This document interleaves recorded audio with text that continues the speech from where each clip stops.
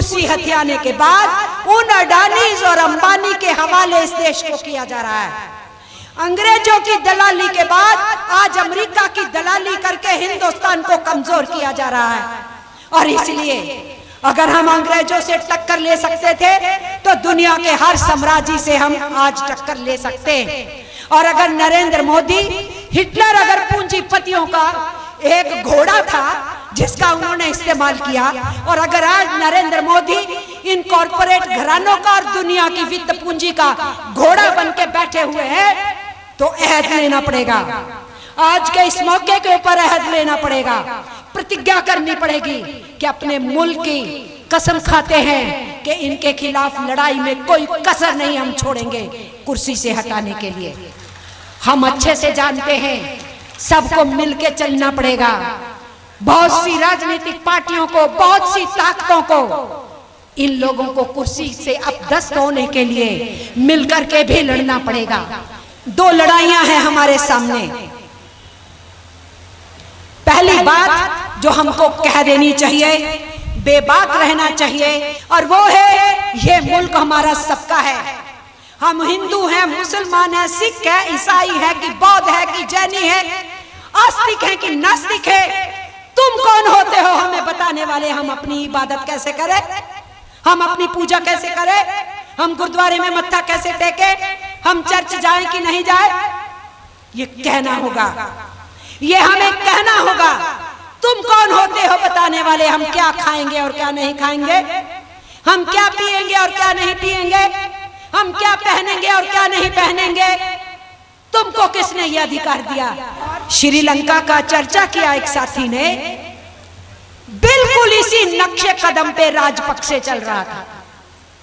सिनाला और Tamils, Buddhist और Tamils, इनको लड़ाने का धंधा कर रहा था, नफरत फैला रहा था, ताकत अपने परिवार में सीमित कर लिया था। और जिन लोगों ने उसको इतना बड़ा बहुमत दिया, वही लोग सड़कों के ऊपर उतर के आए कि तुमने महंगाई बढ़ा दी, तुमने रोजगार छीन लिया, तुमने हमको बेघर बना दिया, ये आवाज उठी। इसलिए मैं आपसे कहना चाहती हूँ, आज इस देश में 70% आबादी 40 साल से नीचे वालों की है। आज इस देश में जो बेरोजगार हैं सरकार के मुताबिक, उनमें 25 साल से नीचे और 15 साल की उम्र के ऊपर के बच्चे 54% हैं। युवा भारत आज तरस रहा है हाथ को काम पाने के लिए। उन युवाओं को आज बजरंग दलियों की तरह तलवारें उठा के लोगों को डराने धमकाने की तरफ उनके झांसे में आने की बजाय मांग करनी चाहिए, दो जवाब दो, हिसाब दो। 2 करोड़ रोजगार कहे थे, हमें रोजगार दो। गाड़ियां जलाना, आगज नहीं करना हल नहीं निकालेगा, वो सत्ता को मजबूत करेगा। लेकिन अगर हमारे सैलाब बढ़ेंगे, अगर हमारे कारवां बढ़ेंगे, अगर हमारे आंदोलन फैलेंगे और उसके लिए हम सरकारों से जवाबदेही मांगेंगे, तो हम परिवर्तनों के रास्ते को, उसकी लकीरों के ऊपर चल पड़ेंगे, उस रास्ते को बना डालेंगे। इसलिए याद रखना है हमें, 450 रुपए का सिलेंडर मेरी बहनों 1000 से ऊपर है। आप जानती हो 19 लाख महिलाएं वो थी जिन्हों को उज्ज्वला का सिलेंडर दिया गया, जिन्होंने एक बार भी भरा नहीं उसको, और 39 लाख परिवार वो थे जिनको सिलेंडर मिला, एक ही बार भरा और फिर 8 बरस में कभी नहीं भरा गया। ये याद रखिए आप, ये हालत इस देश के अंदर है। दाल हो, रोटी हो, सब्जी हो, पहले तो नोटबंदी करके गला घोटा, छोटे व्यापार को पीटा, छोटे उद्योग को पीटा, आम आदमी को पीटा, उसके बाद जीएसटी से तबाही मचाई और अब हमारी खान पान की चीजों पे भी जीएसटी ठोक दी। तो गरीबी है, बेरोजगारी है, महंगाई है, बहुत ही आलम खराब है। और ऊपर से हमारे देश के संसाधनों को बेचने का रास्ता, और जब उसके विरुद्ध आवाज उठाओ तो ईडी चला दो, सीबीआई चला दो, पुलिस पीछे भगा दो, एफआईआर लगा दो। मेरा आपसे ये कहना है, भारतीय कम्युनिस्ट पार्टी के साथी जो हैं, जन संगठनों के साथी जो हैं, आने वाले दिनों में आराम की कोई गुंजाइश नहीं है। आराम भूल जाइए, लगातार काम की जरूरत है। और आम जनमानस जो हमारी पार्टी के बाहर भी सत्यनारायण बाबू को याद करते हुए इस सभा में आया, उनसे भी हम कहना चाहते हैं, दोस्त को और दुश्मन को पहचानना शुरू कीजिए। आपका मुल्क आज बर्बादी के कगार पे खड़ा किया जा रहा है और आपके घर परिवार के अंदर भी किन्हीं पुरखों ने इन अंग्रेजी दलालों के खिलाफ और अंग्रेजों के खिलाफ लड़ा होगा। इसलिए आज अपने इस देश के अंदर अपने देश को बचाने की इस लड़ाई में, इस मुहिम में हम सबको शामिल होना है। मैं जानती हूं सब जगह के ऊपर माहौल को खराब करने की कोशिश है।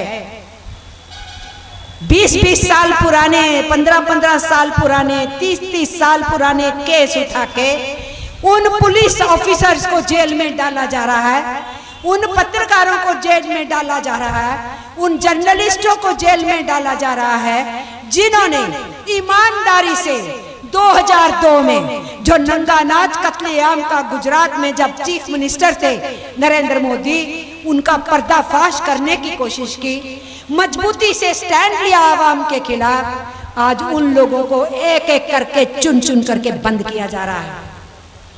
इसलिए याद रखिए, मैं वो नहीं गिना रही नाम, बहुत सारे आप बहुत नाम रोज पढ़ते हो अखबारों में। ये सब कुछ हो रहा है। अगर इस रास्ते से निजात पानी है, अगर हमें अपने मुल्क को बचाना है और केवल इनको सत्ता से हटाना ही मकसद नहीं है, जो जहर फैलाया है उसको धोने का काम करना पड़ेगा। जो इन्होंने हमारे देश के प्राकृतिक साधनों को बेचा है उसको देश की मलकियत बनाना पड़ेगा। जो इन्होंने हमारे पब्लिक सेक्टर तोड़ डाले हैं, बर्बाद किए हैं, उसको फिर से खड़ा करना होगा। लड़ाई केवल 2024 ही नहीं, 2024 के बाद भी लड़नी है। इसलिए इस देश में जो आजादी के आंदोलन ने रास्ता दिखाया था कि कैसा समाज बनाएंगे, कैसा मुल्क बनाएंगे, वो जो शोषण विहीन होगा, वो जिसमें कॉपी किताब होगी। नरेंद्र मोदी शिक्षा का बजट कम कर दिए, हेल्थ का बजट कम कर दिए, मनरेगा का बजट कम कर दिए, SC/ST सब प्लान का बजट कम कर दिए, सब वेलफेयर स्कीमों का राज्य की सरकारों पे थोप दिया, सेंटर का बजट कम कर दिया। ये सब कर रहे हैं। अब नया धंधा कर रहे हैं। हमारे विद्यार्थी और शिक्षक नई आर्थिक नीति के खिलाफ लड़ रहे हैं। पर अभी अभी हमने देखा कि सरकारी स्कूल में पढ़ोगे तो 500 रुपए फीस दो, और अगर प्राइवेट स्कूल में पढ़ोगे तो सरकार उस प्राइवेट स्कूल को आपके लिए 1100 रुपया देगी। ये कौन सा सिस्टम है भाई? ये कौन सा नया सिस्टम है? ये मान लीजिए किंतु परंतु करने वाले, पढ़ाई लिखाई करने वाले, प्रश्न पूछने वाले, बेबाक बोलने वाले, ऐसे फासिस्टी नाजी लोगों को ऐसे विद्यार्थी नहीं चाहिए, ऐसे विद्यालय नहीं चाहिए, ऐसी शिक्षा नहीं चाहिए। उनको सिर्फ अंधभक्त चाहिए, जिन अंधभक्तों की टोलियां इन्होंने तैयार की है। इसलिए वो अंधभक्तों के पैर नहीं हैं। जिस दिन आप सड़कों के ऊपर सैलाब बनाओगे, उन अंधभक्तों के पैर जमीन से उखड़ जाएंगे। और जब तक वो अंधभक्त हैं, नरेंद्र मोदी और उनकी टीम जिंदा है। जिस दिन अंधभक्तों को आपने अपने आंदोलनों से निरस्त कर दिया, तो नरेंद्र मोदी और उनकी टीम भी वहां बैठ के नहीं रह सकती। इसीलिए अपील मैं भी कर रही हूं, कॉमरेड सत्यनारायण की याद को सैल्यूट कर रही हूं, उनके संघर्षों को याद कर रही हूं, उनके साथ जो मैंने पार्टी का एक साथ काम किया उसको याद कर रही हूँ। साथ में मैं भी आप ही के साथ मिलके ये प्रतिज्ञा ले रही हूँ कि 2024 बहुत महत्वपूर्ण है। भारतीय कम्युनिस्ट पार्टी पूरी मजबूती से अपनी पार्टी को, अपने संगठनों को मजबूत करते हुए आगे बढ़ेगी। भारतीय कम्युनिस्ट पार्टी सब प्रगतिशील ताकतों को, प्रगतिशील शक्तियों को, ऐसी सेकुलर पार्टियों को आह्वान करती है, आओ मिल करके अपने संविधान को बचाएं, इनको नेस्तनाबूद करें और उसके बाद लंबी लड़ाई है अपने देश के दिशा वो देना जिसमें हम समाजवादी समाज का निर्माण कर सकें, उस नए देश को बना सकें जैसे देश को बनाने की परिकल्पना हमारे शहीदों ने की थी, हमारे स्वतंत्रता सेनानियों ने की थी। और उस स्वतंत्रता सेनानियों और शहादत देने वालों में लाल झंडा उठाने वाले कम्युनिस्ट थे। इसी अहद के साथ आप सबको धन्यवाद देते हुए कि आज उमड़ करके आने का मतलब था कि आप सत्यनारायण बाबू को सही मायने में अपनी होमेज देना चाहते हैं, अपना नतमस्तक करना चाहते हैं और आप भी शामिल होना चाहते हैं कि जिस आंदोलन को उन्होंने अपनी हिस्सेदारी निभा करके आगे बढ़ाया था, आप उस आंदोलन को कमजोर नहीं होने देंगे, आप उस आंदोलन को और मजबूत करेंगे।